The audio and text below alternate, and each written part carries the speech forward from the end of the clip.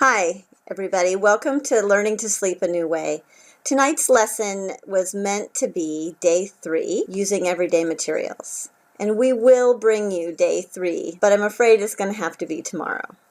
Alex and I have had a tough day, and so we just want to tell you that you guys are doing a good job and keep trying, because we know learning new things takes time. Alex is here with me. I want to share a story with you since I'm not going to be bringing a lesson today. I want to share with you when I was first learning about postural care.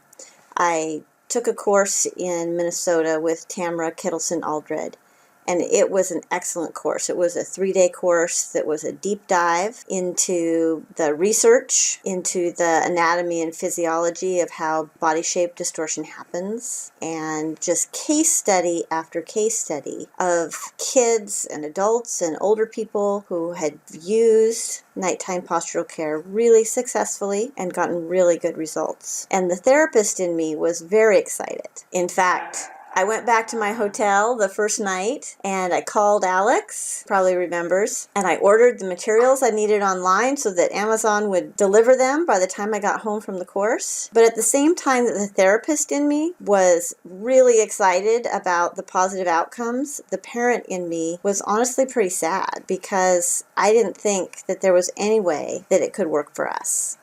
Alex has always been a really light sleeper. When he was a baby, we couldn't flush the toilet or walk in the hallway once he was asleep. And even when he got older, the slightest little sound, crinkling paper, closing the door, anything that we needed to do in his room was sure to wake him up. Yeah, and it would wake him up with a startle, and it would take him hours to get back to sleep. So we were on eggshells every night at bed, and there was no telling how long it was going to take to get to sleep. The only way to get Alex comfortable was in some kind of specific positions on his side. I wanted it to work, and I was really sad to learn that the way Alex was sleeping was contributing to his pain and to his body shape distortion.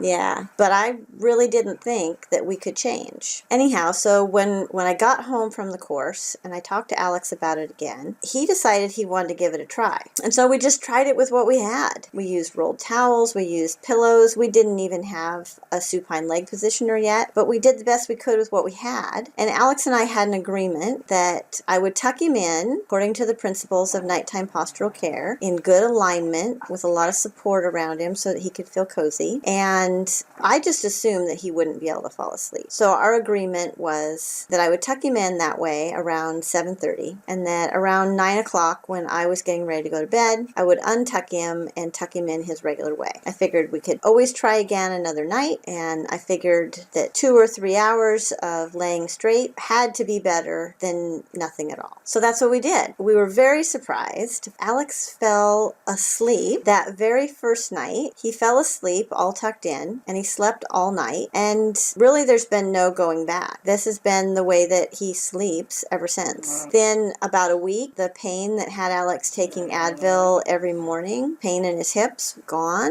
Within 3 months, he had better range of motion in his legs, so his combined hip and knee range of motion, which means that the muscles in the back of his legs, the hamstrings, were more flexible. He wasn't having pain in his low back anymore. He had a pretty significant arch in his low back, which therapists call a lordosis, and he had pain there, and that was real sensitive, and that went away because sleeping on his back with his legs supported flattened out his back during his sleeping hours, so that lordosis came less. So overall, we've had a really positive experience. We were really surprised. Now, sure, there's times when Alex's stomach is really hurting or he's sick, when he needs to sleep curled up on his side. And when that's what we got to do, that's what we do. But just in case tonight you're thinking what I was thinking, which is this sounds really cool, but it'll never work for my kid, or it'll never work for me.